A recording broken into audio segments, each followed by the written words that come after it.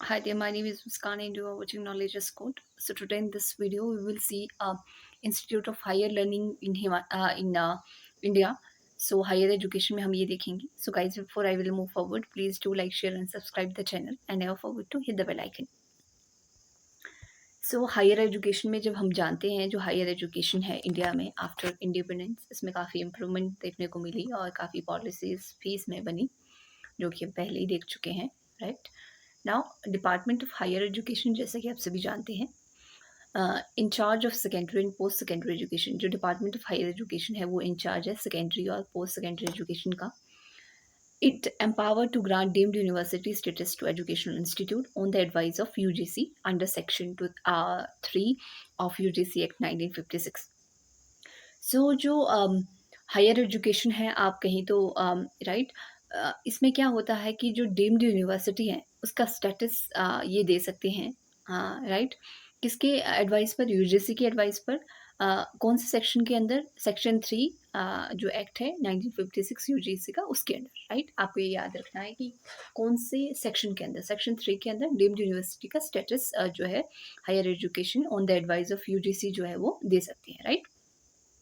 तो जो UGC act 1956 है, यूजीसी एक्चुअली 1953 में आया था, जो एक्ट है 1956 में आया था, राइट.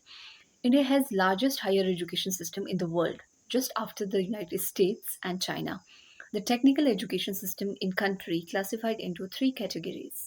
तो जैसे कि आपको पता है इंडिया का जो एजुकेशन सिस्टम है ना, ये केवल वास्ट है, लेकिन एंशियंट टाइम में काफ़ी क्वालिटी ऑफ एजुकेशन भी हुआ करती थी, राइट. और अभी अगर आप देखें प्रेजेंट टाइम में, तो इंडिया जो है तीसरे नंबर पे है यूनाइटेड स्टेट और चाइना के बाद. सो ये 3 भागों में जो टेक्निकल एजुकेशन को है वो 3 भागों में डिवाइड किया है इंडिया में, राइट. सो पहला हमारा है सेंट्रल गवर्नमेंट फंडेड इंस्टीट्यूट, यानी कि जो जिनको जो है सेंटर पैसा देता है, जिनको चलाने के लिए सेंटर सपोर्ट करता है. देन आपके स्टेट गवर्नमेंट या फिर स्टेट फंडेड इंस्टीट्यूट आ गए जो स्टेट में होते हैं, जैसे स्टेट यूनिवर्सिटी हो गई, स्टेट के जो स्कूल हो गए. सेंट्रल यूनिवर्सिटी में जैसे जेएनयू आ गया आपका, बीएचयू आ गया आपका, राइट. और स्टेट यूनिवर्सिटी में स्टेट की यूनिवर्सिटी जैसे Himachal Pradesh university and Jammu university, तो वो स्टेट की यूनिवर्सिटी हो गई. फिर तीसरा होता है हमारे पास self financed institution. Self financed institution माने जो कि प्राइवेट इंस्टीट्यूशन है, जो गवर्नमेंट ना हो करके जो निजी लोग हैं, जो प्राइवेट लोग हैं वो चला रहे हैं, लाइक योशलोनी यूनिवर्सिटी, बासपाई बारा यूनिवर्सिटी, इस तरह की जो कई यूनिवर्सिटी है, राइट. तो जो प्राइवेट यूनिवर्सिटी है तो वो आपके सेल्फ फाइनेंस्ड इंस्टीट्यूशन में आ जाती है. Now coming to this that की जो आपके 22 सेंट्रल फंडेड इंस्टीट्यूशन है टेक्निकल एंड साइंस एजुकेशन में, उनमें आईआईटीज़ हैं, right. 5 IITs like Allahabad, Gwalior, Jabalpur, Kurnool, Kancheepuram. IITs 23 and आपके आईआईएम्स है 20. आईआईएससी बेंगलुरु, आईआईएसईआर जो है इसमें भोपाल, कोलकाता, मोहाली, पुणे, तिरुवनंतपुरम, ये सारे इंस्टीट्यूट है. टेक्निकल इंस्टीट्यूट की बात कर रही हूँ मैं. एनआईटी है आपके, एसपीए, निरिस्ट, लिप्ट, सिप्ट, जितने भी है, ये निफ्ट एंड ये सारे जो है वो आपके टेक्निकल एंड साइंस एजुकेशन के अंडर जो है ये कैटेगरी आती है, जो कि टोटल 122 है. नाउ सेंट्रल यूनिवर्सिटीज़ की जब हम बात करते हैं, जैसे कि मैंने बताया, these are aided by central government के द्वारा. So central university these are established by an act of parliament and are under the purview of Department of Higher Education in the Ministry of Education. तो जो central university होती है ये parliament के act के अंदर आती है, राइट. आपको ये याद रखना है. The region with the most central university in India is Delhi. कौन सा जो पार्ट है वो जिसमें सबसे ज़्यादा सेंट्रल यूनिवर्सिटी है वो है दिल्ली, क्योंकि दिल्ली जो है आप हिस्ट्री भी देखोगे दिल्ली की, दिल्ली में पार्लियामेंट भी है, गवर्नमेंट वहाँ बैठती है, right.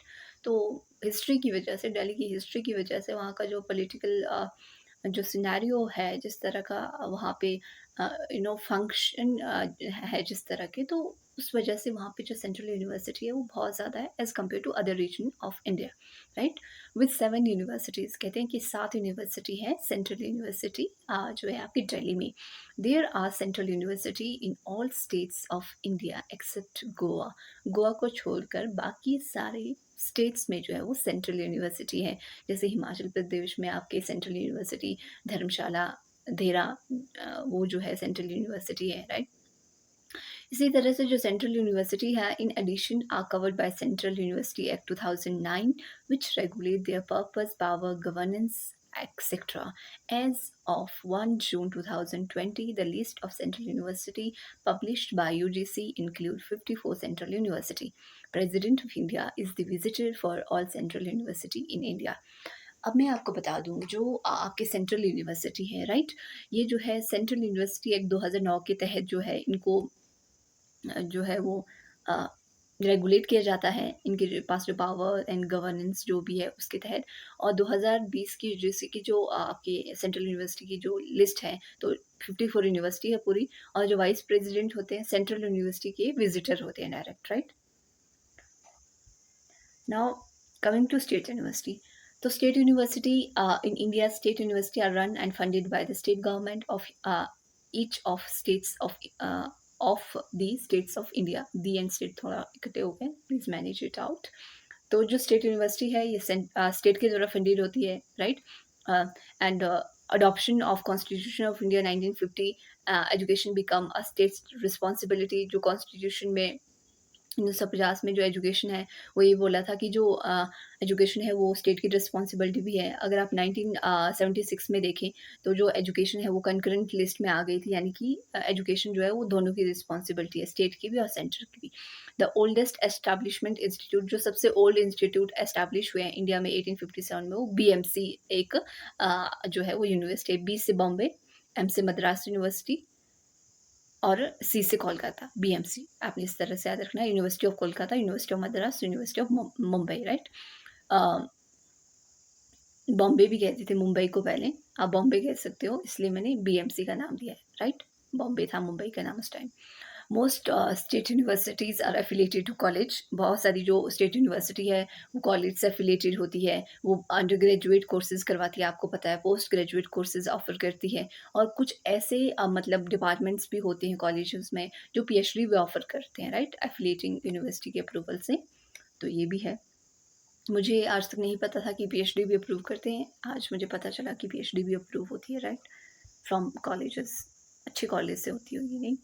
Now coming to private universities, जो private universities है not operated by the government। So जो private universities हैं, जैसे कि नाम ही बताता है कि गवर्नमेंट के द्वारा ऑपरेट नहीं की जाती, कोई व्यक्ति होगा, पर्सन, जो अपने बलबूते पर जो है वो यूनिवर्सिटी चलाएगा। ऑफ कोर्स गवर्नमेंट भी देती है, काफ़ी रिसीव करती है, tax breaks, grants, public student loans, इस तरह की चीज़ें देती है उनको, मतलब गवर्नमेंट भी सपोर्ट करती है। जैसे कोई कॉन्वेंट स्कूल्स होते हैं या फिर कॉलेजेस होते हैं, उनको गवर्नमेंट भी सपोर्ट करती है। The private universities are competent to award degree as specified by UGC under section 22 of UGC act with the approval of statutory council wherever required through their main campus. अब क्या होता है कि जो private university का जो main campus होता है उसके थ्रू आप कोई भी डिग्री जो है अंडर सेक्शन 20 थ्रू जो UGC का एक्ट है उसके थ्रू जो है आप दे सकते हैं, राइट? डिग्री, डिप्लोमा, कुछ भी। These are establish under the society registration act of 1860। अब आपको ये याद रखना है कि जो प्राइवेट यूनिवर्सिटी होती है वो किसके अंदर एस्टेब्लिश की जाती है? Society registration act 1860, right? The first private जो यूनिवर्सिटी थी to be setup in India were Sikkim Manipal university of health and medical technological science, Gangtok, in 1995। तो जो पहली जो यूनिवर्सिटी थी वो प्राइवेट यूनिवर्सिटी वो सिक्किम थी, मणिपाल यूनिवर्सिटी जिसको कहते हैं, of health and medical technological science, Gangtok में, इन 1995 में। आपको ये याद रखना है, पहली यूनिवर्सिटी, राइट? और ये किसके अंडर एस्टेब्लिश की जाएंगे? Society registration act 1860, right? और डिग्री किस सेक्शन के अंदर थ्रू दे सकते हैं? Section 22 of UGC act, right? Now at present अगर आप देखें तो 375 प्राइवेट यूनिवर्सिटीज़ हैं इंडिया में। ये नंबर वेरी करते रहते हैं, आप करंट चीज़ों से इसको रिलेट कर सकते हैं, राइट? मतलब देख सकते हैं न्यूज़ में, गूगल कर सकते हैं कि अभी प्रेजेंट टाइम में कितनी जो है वो यूनिवर्सिटीज़ हैं। Now coming to deemed universities. Deemed university क्या होती है? हमने देखा था पहले भी कि जो हायर एजुकेशन है वो स्टेटस देती है डीम्ड यूनिवर्सिटी का, right? Now, this is awarded to universities that confer the status of university. Such a university require a very high working standard to be declared or deemed to be a university by central government.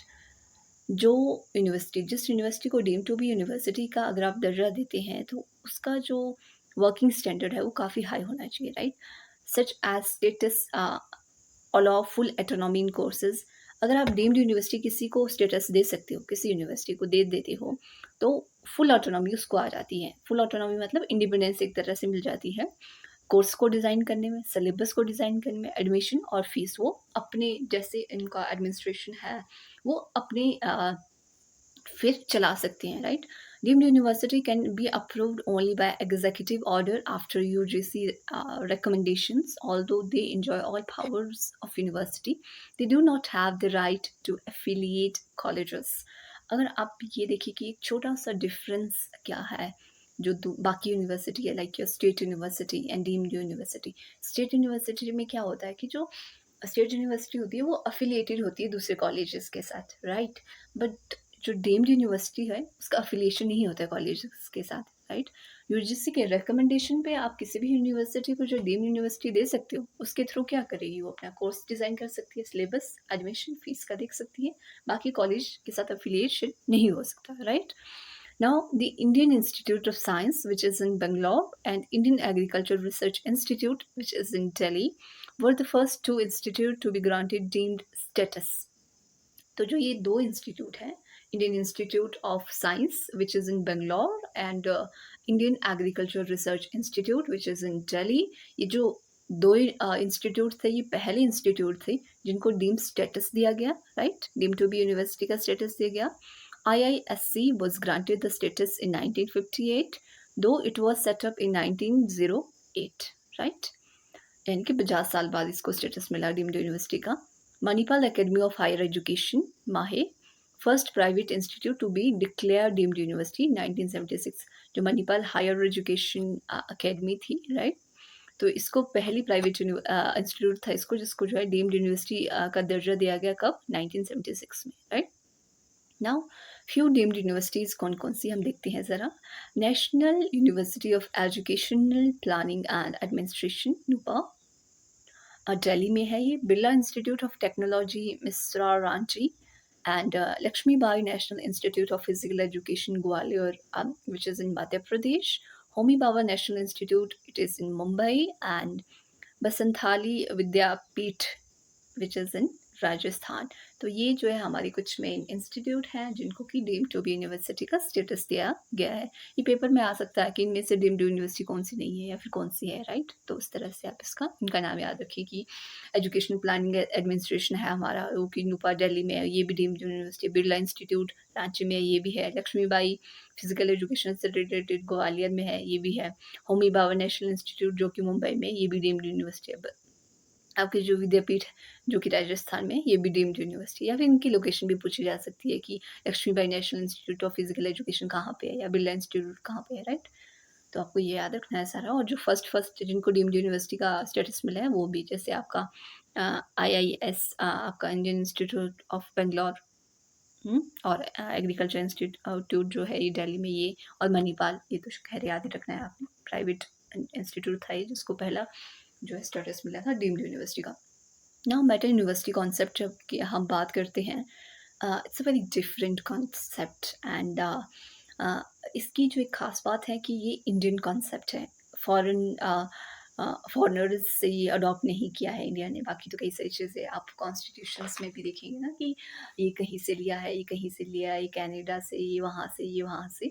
तो Meta university concept ये कहीं से नहीं लिया है, ये स्वदेशी है आप ये कह सकते हैं, राइट?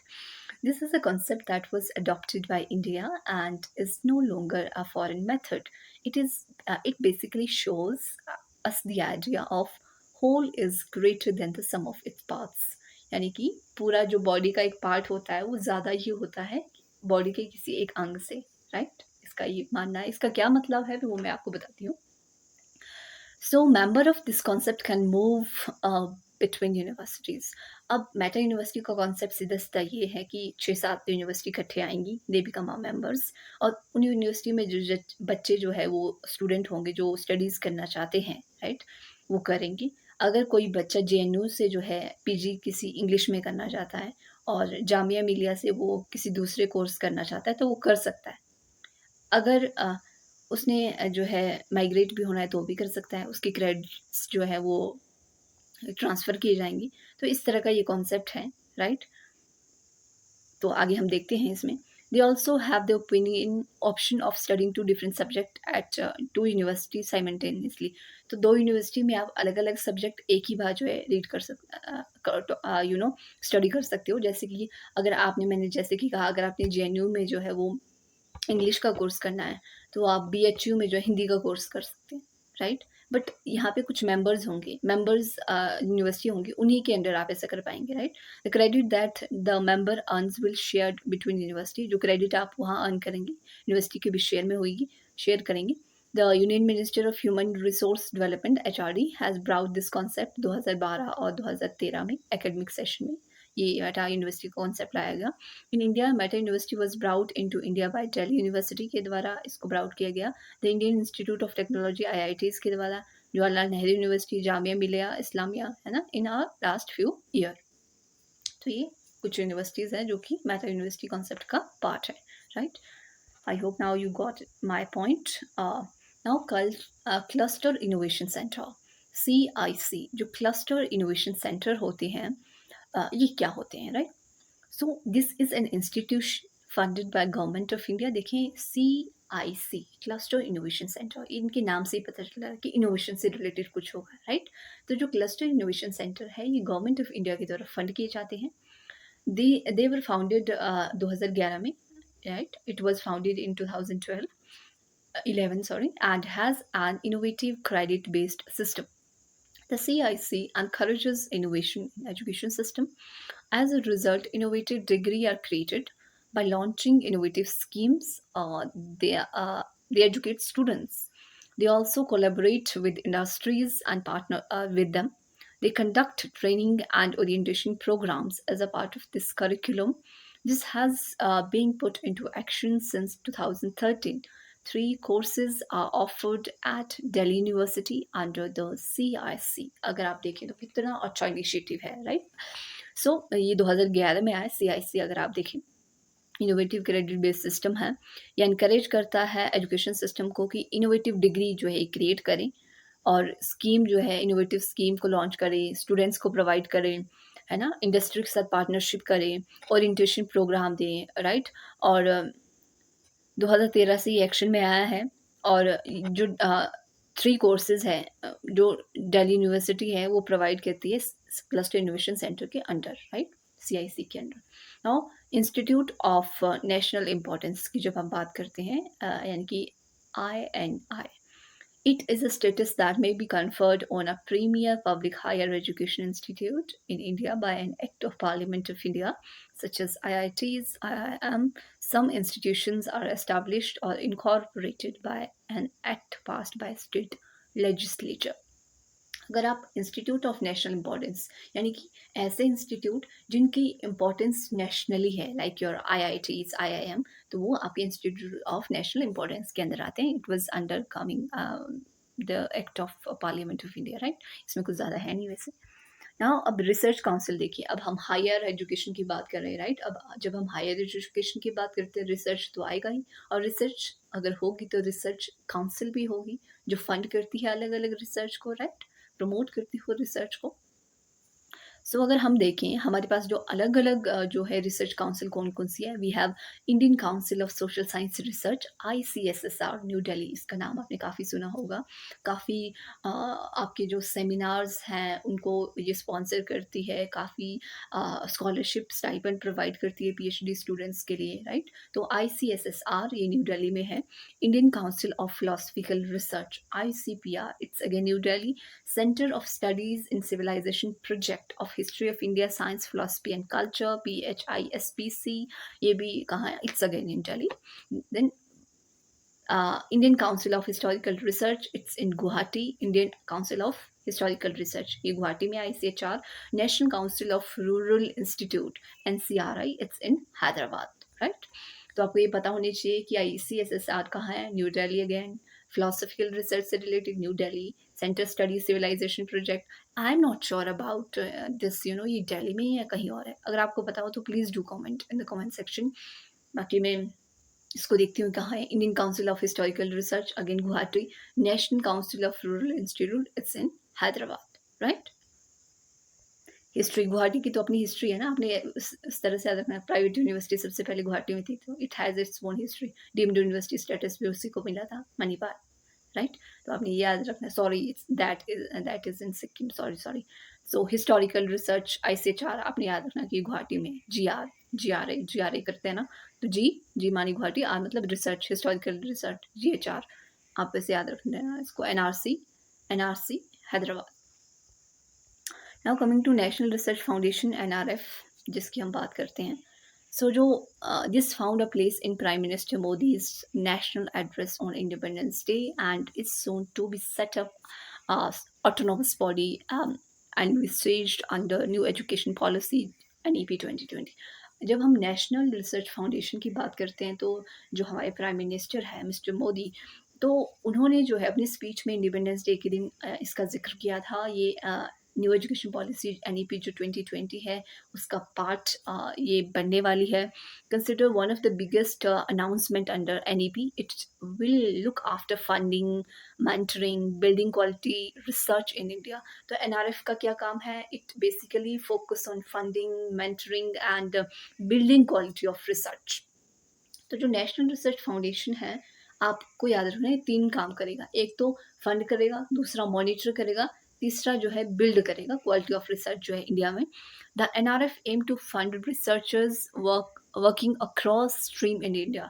तो जो NRF का क्या एम है, ये फंड करेगा सभी रिसर्चर्स को जो अक्रॉस इंडिया काम कर रहे हैं, right. In order to bring non-science discipline of research into its ambient, the NRF will fund research projects across 4 major disciplines: science, technology, social science, arts and humanities. Okay, so अगर आप ये देखें NRF में, तो ये किन किन को जो है वो फंड प्रोवाइड करेगा, या मेंटरिंग प्रोवाइड करेगा, या किन के लिए बिल्ड करेगा क्वालिटी ऑफ रिसर्च। तो आपके साइंस से रिलेटेड जो डिसिप्लिन्स है, टेक्नोलॉजी से related, social science, arts and humanity, almost everything is being covered. Now few are the regulatory bodies, right. Higher education system में अगर आप देखें, तो कुछ रेगुलेटरी बॉडीज़ होती है जो बहुत ही ज़्यादा इंपॉर्टेंट होती है, राइट, जो कि पूरे सिस्टम को मैनेज करती है। तो पहला आपका मिनिस्ट्री ऑफ एजुकेशन आ गया, आपकी जो पेरेंट बॉडी है, right. Then your university grant commission UGC, then your statutory council, then your NAAC से लोग काफ़ी डरते हैं, है ना।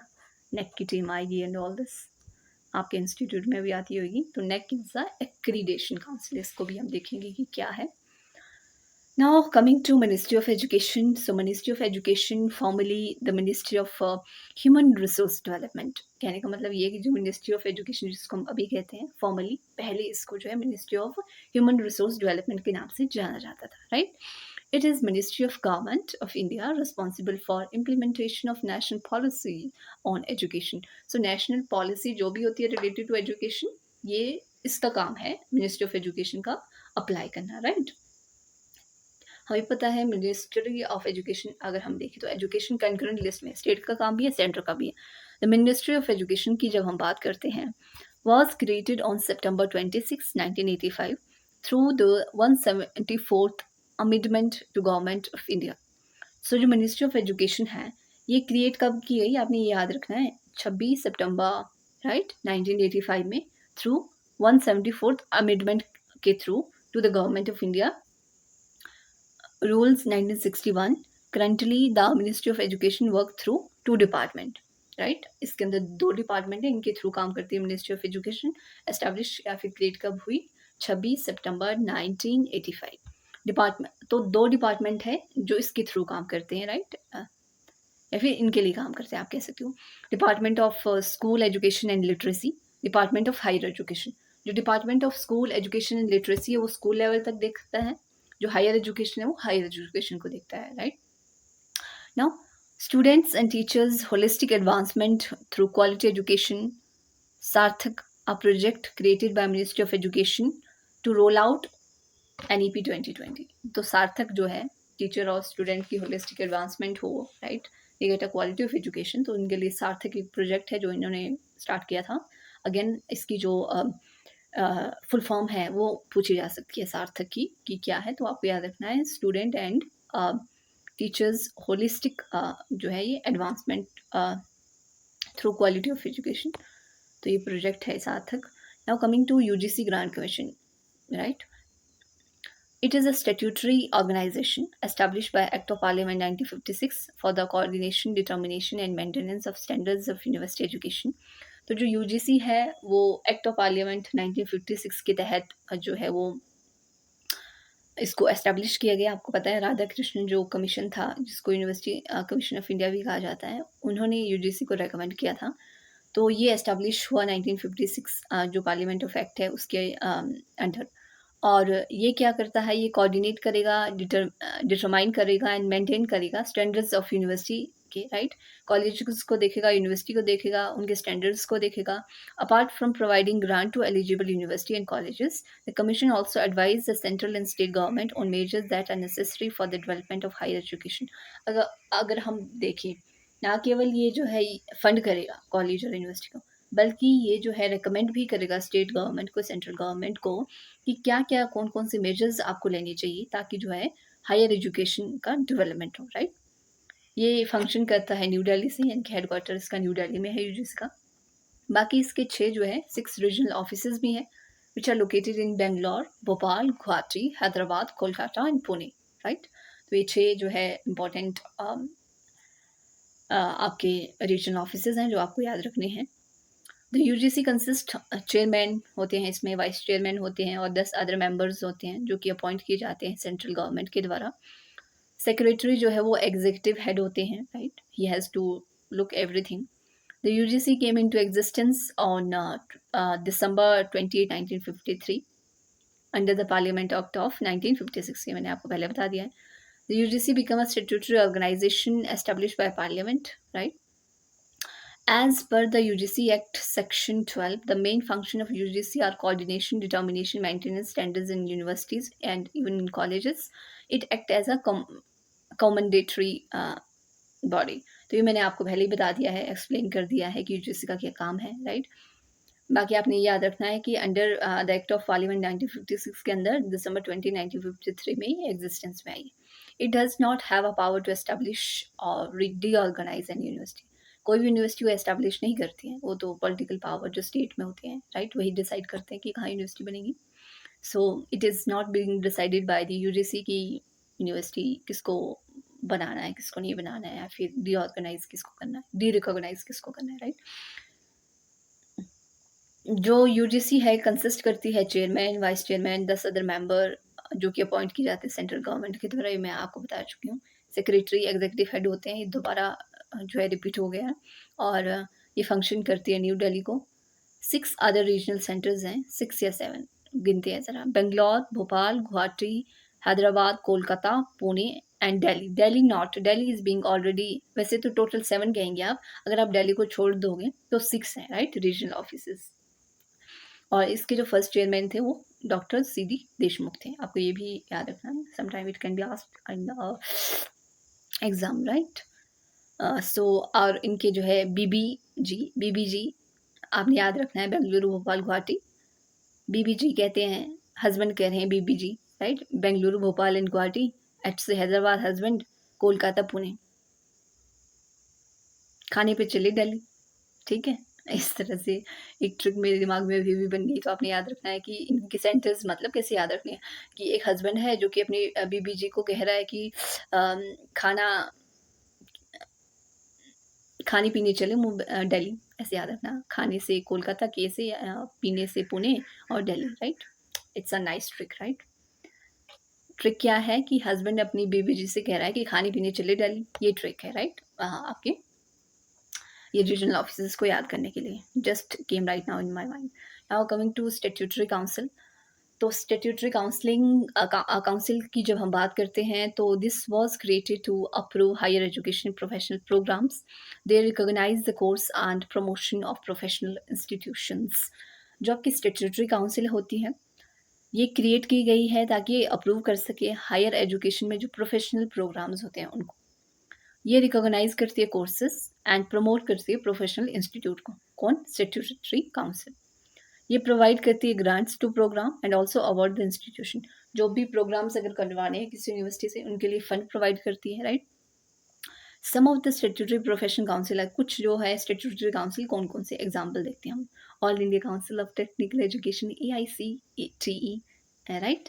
The medical council of India MCI, यानी कि जो आपकी ये all India council of technical education है, ये ग्रांट किसको देगी, टेक्निकल लोगों को, राइट। ऐसा नहीं कि मेडिकल वालों को देगी, it has its own spare.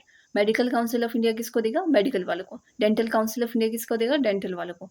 The Indian council of agriculture research ICAR, agriculture वालों को। बार काउंसिल ऑफ इंडिया, ये लॉ से रिलेटेड है, राइट। नीति शास्त्र जो हमने देखा था एंशियंट एजुकेशन में, तो ये लॉ वालों को देगा, right. Now coming to national assessment and accreditation council, जिसका हमने नाम जो काफ़ी सुना है, NAC, right. So NAC is an organisation that accredits the institutions that provide higher education in India and assess them.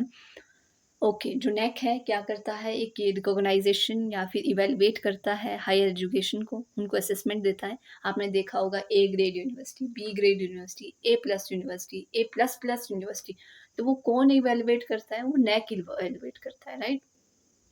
और इसमें काफ़ी सारे क्राइटेरिया होते हैं इवेलुएशन के, वो हम देखेंगे आगे। This autonomous body with its headquarter in Bangalore, इसका जो हेडक्वार्टर है वो बैंगलोर में है।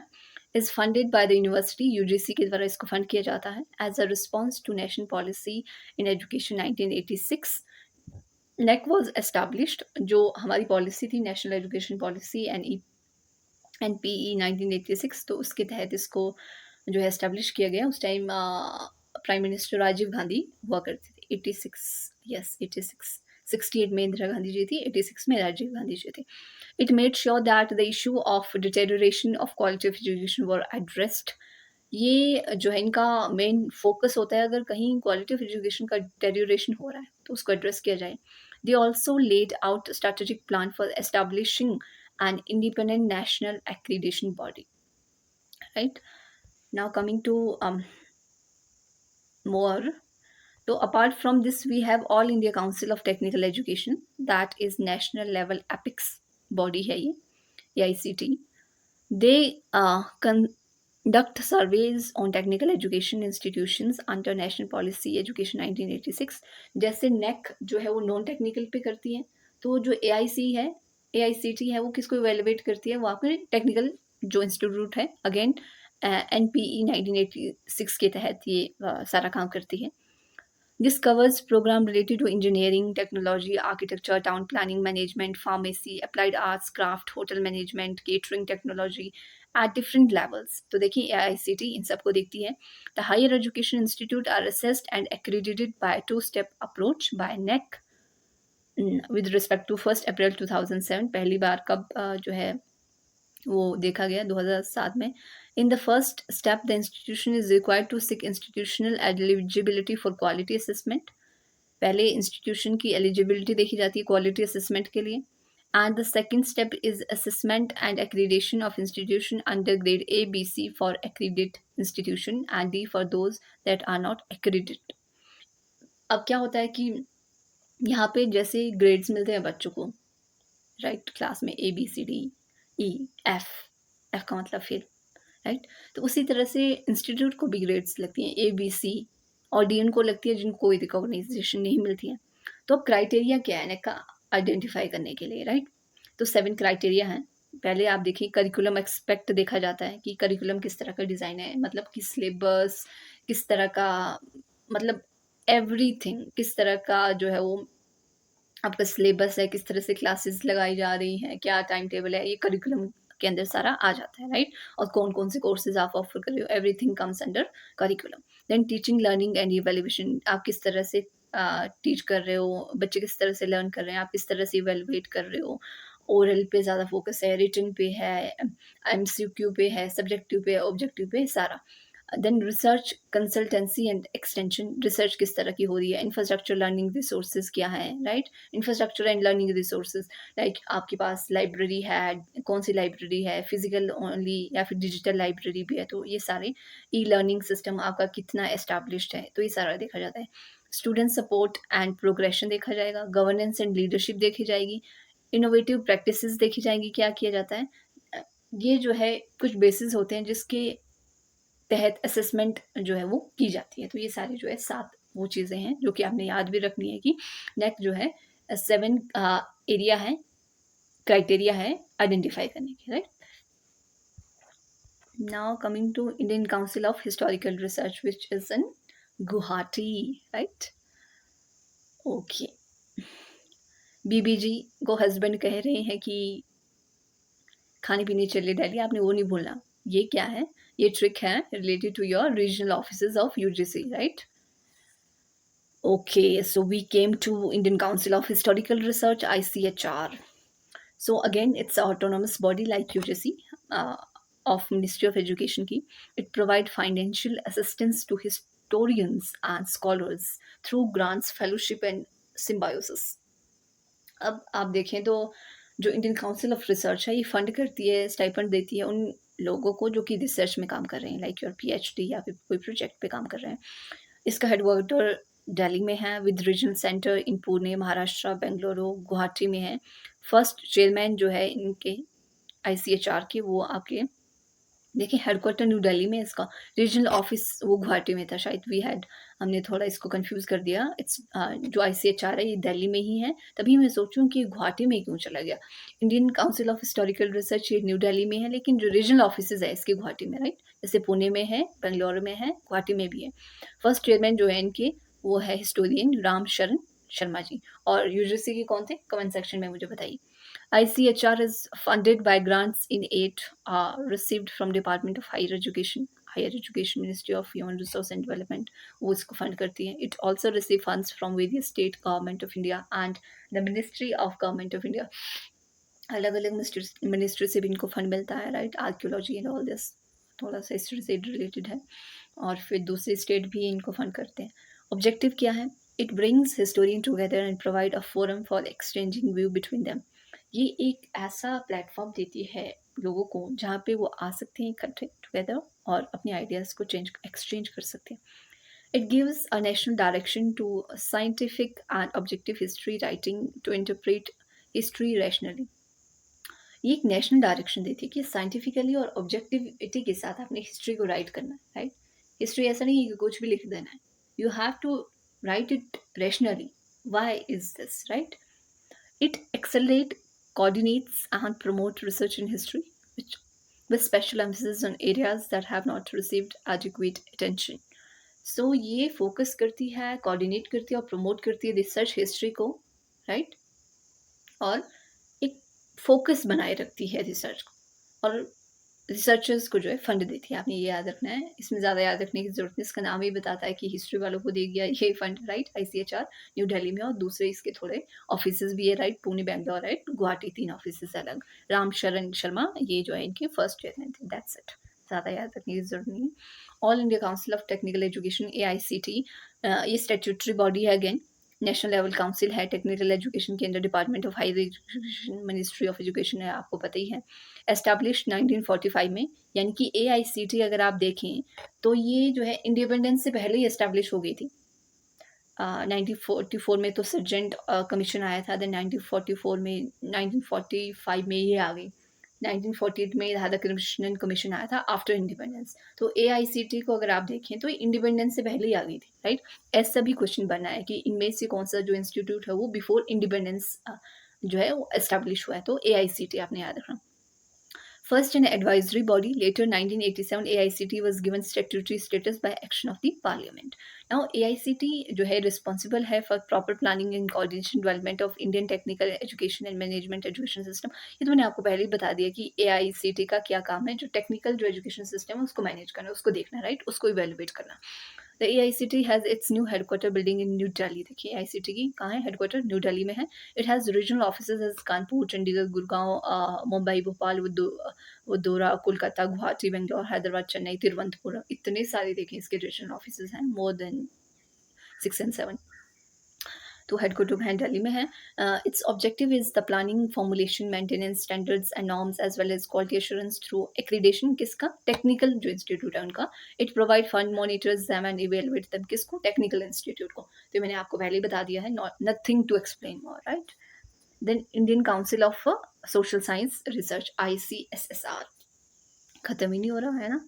आई थिंक अब ख़त्म हो जाएगा ये council of architecture now. Okay, 2 slides बची हैं। B patience, have a patience, little bit में आपको काफ़ी बोर करते हैं लगता है। Indian council of social science research, ICSSR, ये कहाँ पे है? It is in Delhi, right? New Delhi में है इसका headquarter. It is a national body overseeing research in social science in India. इसका नाम ही बता रहा है कि social science में देखती है रिसर्च को, जैसे ICHR हिस्ट्री में देखती थी तो ये social science में देखती है। Established कब हुई? 1969 में, right? Indian council of philosophical research अगर आप देखें तो ये एस्टैब्लिश हुई 1977 में मार्च में। Department of higher education, ministry of human resource development and all. It was established and as apex level body under the society registration act 1860।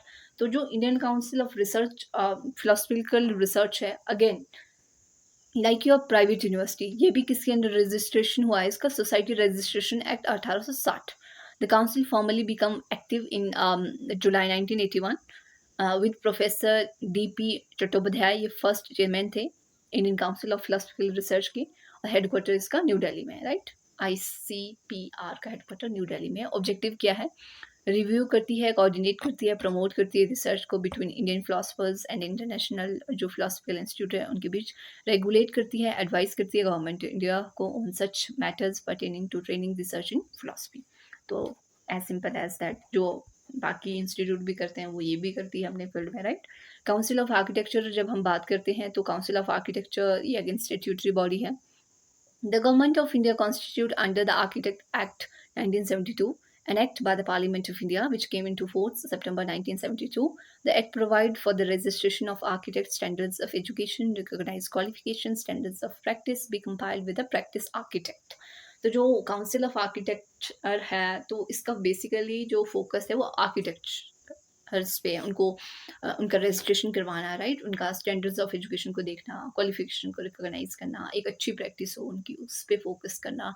तो ये अंडर एक्ट आपका 1972 आर्किटेक्ट जो एक्ट है उसके अंदर जो है ये पार्लियामेंट ऑफ इंडिया में आया था, और फोर्स में कब आया? 1972 में। तो 1972 में ऑलमोस्ट आया और सितंबर में ही ये एनेक्ट भी हो गया।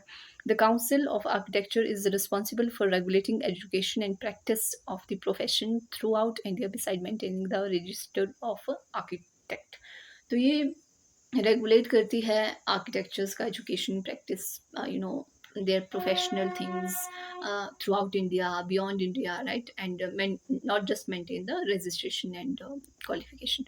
तो ये आपके आर्किटेक्ट काउंसिल ऑफ आर्किटेक्चर भी हो गया, right? So these are the some institute which are very very important, है ना, हायर एजुकेशन में। और इतनी अच्छी अच्छी इंफॉर्मेशन आज हमें UGC के बारे में मिली, ICSSR, ICHR, बहुत सारी जो है वो काउंसिल के बारे में हमें मिली। तो it's been amazing, I think discussion that we have, not a discussion but kind of video lectures that we have. So thanks for watching. Hope you people will share with your friends also, they will also got benefit from this. So that's all from my side. Don't forget to like, share and subscribe, and please do comment below in the comment section how do you feel about the video, what are the improvements that I have to make in our presentation and video stuff. So that's all about from my side. Thanks for watching. Have a nice day, and bye.